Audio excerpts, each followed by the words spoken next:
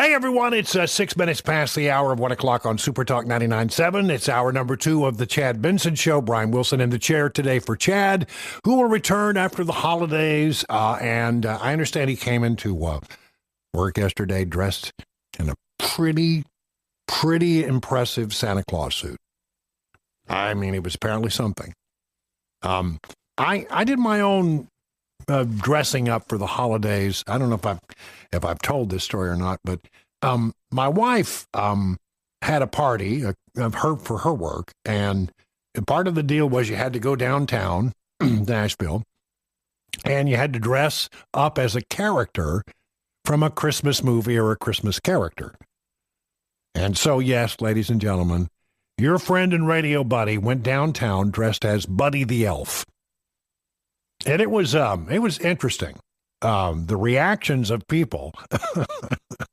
I'm never doing this again, but I embraced it and went down there to have fun and just decided, okay, this will be, everybody's going to be dressed up. So I'll be, among other, but it was amazing how many people wanted to have an interaction with Buddy the Elf. Well, of course. He's a great guy. Well, yeah, he is, and I guess because I'm a tall guy, yeah. I sort of look like a real Buddy the Elf. Not, yeah. You look at a short Buddy the Elf, it doesn't work. No, it just looks too like elfin. It's too elfin. Exactly, like I couldn't pull that off. Somebody would grab me and stick me back in their garden. Yeah, we had a Santa Claus, and we had a Grinch, we had reindeer. Awesome. I mean, we had a whole bunch of them. We're walking down the street, and people are amused, and then but they would lock in on Buddy the Elf. Yes, sir. And they'd want to have their picture took right there on Lower Broad. Right. And look who we saw on our trip to Nashville. Yeah, we saw Buddy the Elf, and so I had, of course, Buddy the Elf likes maple syrup. And Pop-Tarts, so I had both. And when people would stop me, I would say, "Would you like a Pop-Tart?" And they would take my Pop-Tart. They would take my Pop-Tart from a complete stranger off the street. So, but it was a lot of fun. Buddy, I've been asked to reprise Buddy. Yeah. And I have politely declined. Buddy is retired. Really something. That's too bad. But I got to tell you, trying to walk, we were staying in a hotel downtown, so we didn't have to drive back, and late at night. And I can't tell you the number of people who would drive by and honk, "Hey, Buddy!" or somebody on the street, "Hey, Buddy, how are you, Buddy?" Did anybody say, "Hope you find your dad, Buddy"? I walked up we went to a bar, and there was this sort of diminutive, very attractive young woman sitting at the bar, but she looked at me and she was smiling, and I walked up to her and said, "Are you an angry elf?" Have you that movie? By the way, it's not Christmas until I watch it. We sat down and watched it the other night. Yeah, that scene in the boardroom. Oh yes, with the little person, is about the funniest thing. That I every time I see it, I just bust out laughing. Yeah, because he's just innocent. Yeah. He doesn't mean anything by it. No, but he gets beat up pretty bad. Yes, he does. Peter Dinklage played that role. Yeah, and brilliantly. Yes. Brilliantly, because he's sort of a gruff character to begin with, and he comes across that is comedy perfection in my mind. I love that so much. Anyway, we apparently are going to watch, what is it? We got to watch Home Alone. Oh yes. Classic. I understand that's on our evening viewing tonight. Yeah, we've already watched that once. I'm sure we'll watch that at least one more time. Great movie. That's right. All right. By the way, I want to mention something. I did a thing for our church Christmas program the other day. It's a commentary that Paul Harvey used to read every Christmas. And it's called The Man and the Birds. And as we close out the 2:00 hour, if you don't mind, I'm going to try to read that for you because I think you'll like it. It's a very interesting. I'd never heard it before. Actually, it was brought to my attention and asked would I do a dramatic reading of it, and I did. And I'd like to do that for the audience. So if you're around, I don't know, 2:35 or so, Yes, I'll be reading The Man and the Birds as delivered year after year after year by the late great broadcaster Paul Harvey. Interesting. Can't And wait. you'll get that without the good day. Good day? Good day. Good day? Yeah, by the way, you know what that was all about? I found out what it was all about from talking to somebody who watched him do it. When you're doing a network broadcast, you have to hit your marks, your time marks, right on the money. And so he would back time the show, but when you get to the very end, you might have a second or two Right. where you're a little short. Someday the good day would be very quick. Someday there'd be a long pause for the good day. It was just his way of stretching it out to right straight up at the top of that particular minute. I think it was like 5 after the hour. Awesome. He would wait until the clock went tick, tick, tick, tick, tick, tick. Good day. And that was his last word. So. Oh, man, I miss those days in radio, man. Paul Harvey, news and commentary. Remember, he'd have the big 15-minute at noon, and then in the evening, he would have another wrap-up in the evening. Oh, I liked it. The rest of the story. That was good stuff. Absolutely. Yeah. All right. Got stuff to cover here. I want to talk about immigration. There's a new congressional report out that is actually raising eyebrows, and they're basically saying the things that you and I both know, and things that I've been saying all during the Biden years about immigration and how we're going to rue the day that we opened our borders. We're going to rue the day that we just let people into our country willy-nilly, not knowing who they are, not knowing where they're from. And you know what's really, boy, I mean, this makes me so mad, because what really makes me upset about this is the reason that the Biden administration did it. They were trying to pump a bunch of people into places like California, where they're losing population to red states. They needed to replace those people for the upcoming census so they didn't lose congressional seats. That's what it was all about. So for crass political purposes, they opened up the borders, said, come on in. They didn't care about those people. They cared about losing political power. It was a power move is what it was. It was always that and nothing more. You can't, they painted it up to be, well, we just care about people who are struggling and we want to open our doors. America's always been open. Well, we are, but you got to follow the rules. So what we're learning is, as we look back at that, is that a lot of those people who came through were actually bad actors. Listen to this story from redstate.com. More and more of the misdeeds of the late and unlamented Biden administration are coming to light, and plenty of those misdeeds have ominous possible outcomes. In the latest such report, the U.S. House of Representatives Committee on Homeland Security has released an updated report on known and suspected terrorists allowed to enter the country during the 4 years of the Biden administration's non-enforcement of our borders and our immigration laws. It's not a happy read. The U.S. House Committee on Homeland Security has released an undated report highlighting terrorism threats to Americans. It did so after holding a hearing Tuesday in which the director of the National Counterterrorism Center, Joe Kent, testified that the NCTC had identified at least 18,000 known or suspected terrorists who were released into the United States during the Biden administration. 18,000. The Center Square noted that the NCTC has also added roughly 35,000 narco-terrorists to the federal terrorist screening data set since he's been in office. What can possibly be good about this? There's no way you can spin this in a positive way. There are 18,000 known or suspected terrorists released into the United States. We saw what 12 terrorists with box cutters could do on 9/11. And also you say, well, where's the evidence that there's been a problem? Oh, the story has lots of them. You ready? Why should we be concerned about here? Afghans continue to be arrested for committing crimes in the U.S. Recent examples include 3 Afghan men charged in 1 week with terrorism-related crimes. One shot 2 National Guard members in Washington, D.C., killing one. Another was apprehended by Texas Department of Public Safety officers in Fort Worth, accused of plotting a 9/11-style terrorist attack. Another was arrested in Virginia, accused of supporting ISIS.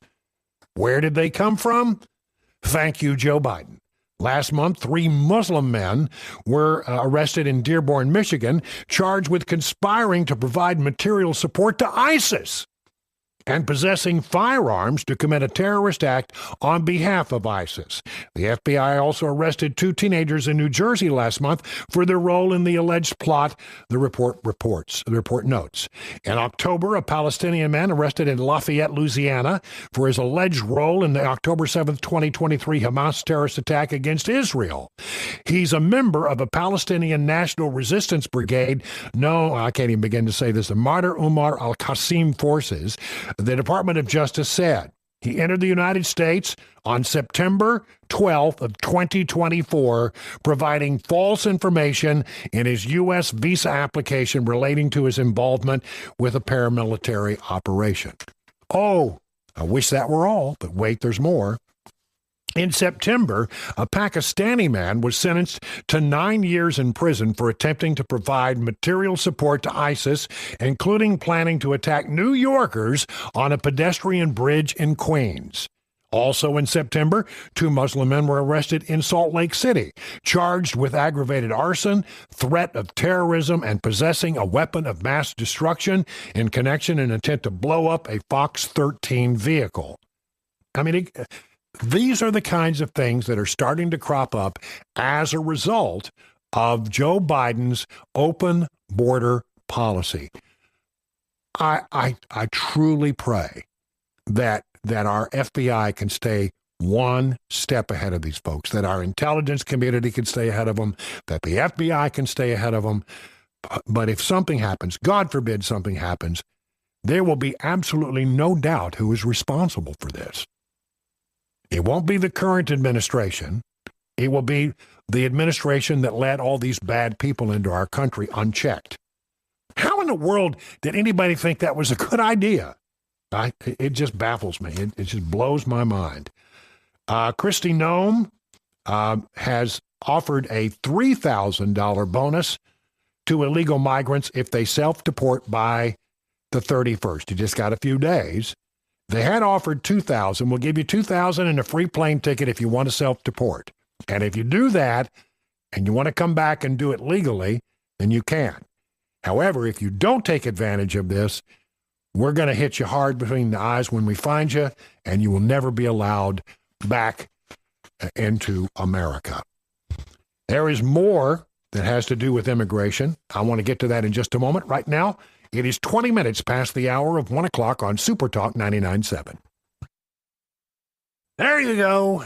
We got Bill K into the Christmas spirit finally there this afternoon. Hey, that's a good one. Holly Jolly Christmas. That's Burl Ives, is it not? Burl Ives. Burl Ives. Bring me some Burl Ives. That's right. I like the old classics. Me too. I mean, I love the new stuff as well, but there's just something very, comforting about some of the old stuff. Takes you back to whenever you didn't have any worry in the world. Your parents worried about all that for you. That's right. We were blissfully unaware, weren't we, as children? Yes, we were. Yeah, I know. I had no idea what was going on. I don't think I really became conscious in any significant way till I was at least 15 or 16. Yeah. We're talking about immigration issues and how bad they are, and how, we are poised. Here's what I'll say. In some parts of the world, they have canceled New Year's Eve celebrations. I want to say Paris is the one that comes to mind. Wow. They just canceled it because they can't guarantee the safety of the people in France who want to go attend that thing. And I do think that New York City is pretty good about managing those kinds of things. Their police department pretty good about managing these things, and security is the thing that they're pretty good at. And we have a thing in this country called national security events, where the government steps in and helps the local entities with security. And so I think the ball drop at Times Square is a national security event. The Super Bowl is a national security event. But I really worry about the number of bad actors who are in this country who want to do us harm. They're in this country for one purpose only, not to take advantage of the greatness of this country and try to make a new name for themselves. They came here to hurt us, take advantage of this opening that was there. And they're lurking, seeing what kind of damage they might do. And I would just say, for me personally, I'm not going anywhere on Christmas Eve. I mean, on New Year's Eve, I'm not going anywhere. I'm going to stay home. I just don't know that we have a great deal of confidence that we can find all the people who are out there who want to do harm, and they're going to be looking for things like New Year's celebrations and large gatherings, soft targets, to carry out their mayhem and their evil. Here in Tennessee, a twice removed illegal alien got 24 years for drug and firearm crimes. An illegal immigrant from Jamaica, according to the Tennessee Star, received over 24 years in prison after pleading guilty to drug and firearm crimes last week. Courtney Sterling, 45 years old, pleaded guilty to conspiracy to distribute 50 grams or more of methamphetamines, possession of firearm as an illegal alien, and aggravated re-entry. Once he completes his prison sentence, he will have another 10 years of supervised release. I don't know if he's here illegally. Why don't we deport him after he does his time? Law enforcement obtained a search warrant for his address and discovered 11 pounds of methamphetamines, 2.5 pounds of cocaine, and firearms. And he was been removed from America twice before. And after making bond for these criminal charges, Sterling became a fugitive. He did not appear in court. Again, why is this person still in this country is the question I have. Here's another person I have a question about, the so-called Maryland dad, the Democrats call him Abrego Garcia, Kilmar Abrego Garcia. The trial has been postponed. Federal judge in Tennessee, according to the Epoch Times, overseeing the criminal case involving El Salvador national, longtime Maryland resident Kilmar Abrego Garcia, has canceled a trial date for his human smuggling case, pending a decision on whether to dismiss the case entirely over the defendant's allegations that he is the subject of a vindictive prosecution. How is it a vindictive prosecution to arrest somebody who they believe they can prove was smuggling people in this country here illegally? Trial date been set for January 27th, but U.S. District Judge Waverly Crenshaw of Nashville, Tennessee, ordered a change in that proceedings to an evidentiary hearing for the government to make its case against the allegations on January 28th. They're going to make the case, they're going to try to make the case that it's a vindictive prosecution. I don't think it's vindictive. I think they can prove what they say they can prove. I mean, the fact of the matter is the man violated the law. Why is it vindictive to prosecute somebody who allegedly violated the law? Let a jury of his peers settle it, not a judge from Nashville. 30 minutes now past the hour. Time for the news at 1:30 on Super Talk 99.7 WTN. Ken Weaver, it looks like we've beaten our gremlins into submission. Bell K took a big ball peen hammer and was able to fix everything. Yeah, you should have seen him, man. You have no idea how close to true that almost became. I don't think you've really tried everything until you hit a piece of technology to see if you can make it work again. Right. I have been through, and my apologies, because while we're working through all that, it's if there's nothing we can do about it sometimes, and we just have to. Sometimes we just have to talk it through on the air. You just got to keep going. Yeah, I remember. When I was at Fox, I was in the studio one day, and we had this show called Weekend Live that I used to host, and it was on Saturday. And the whole idea of Weekend Live was it was live shot after live shot after live shot after live shot. I would come on and I would say, the worldwide resources of Fox News are standing by. This is Weekend Live, and then I would do the show, and we would hit a live shot right off the bat. Right. And then we'd go to another and another and another, and we just bam, bam, bam, bam, bam. Well, and all of that was true. Well, one day I came in to do it, and I set up the whole thing, and we went to the first live shot, and nothing happened. And they just stayed on me. And I hear, we have these little earpieces, that all the television people have those little earpieces where the director or the producer can talk to you. And they said, go to the next story. I said, okay. So I said, well, apparently we're having a technical difficulty. Let me move on. And I introduced the next story, which was also, of course, a live report, and nothing happened. Nothing happened. And so I thought, well, I don't know what to do about this. And they hear in my ear, go on to the next story. And I did the third intro, and again, nothing happened. Anytime they tried to go to a live remote, they couldn't get it to work. And I said, well, at this point, when you do 3, you sort of have to just toss to a commercial break and hope you can straighten it out in that period of time when you're in a commercial break. I said, apparently we're having some difficulty. Let's take a commercial break. We'll be back in just a moment. And I said to the audience, you might want to stay around because when television goes bad, it can be very entertaining. And we went to the break, and it turns out there was a piece of equipment that had gotten wet, and none of the live shots were going to work. So it was, those things do happen, and you just have to persevere. You just got to keep going, man. That's right. Well, it's time now to keep going with Ken Weaver in the news at 2:00.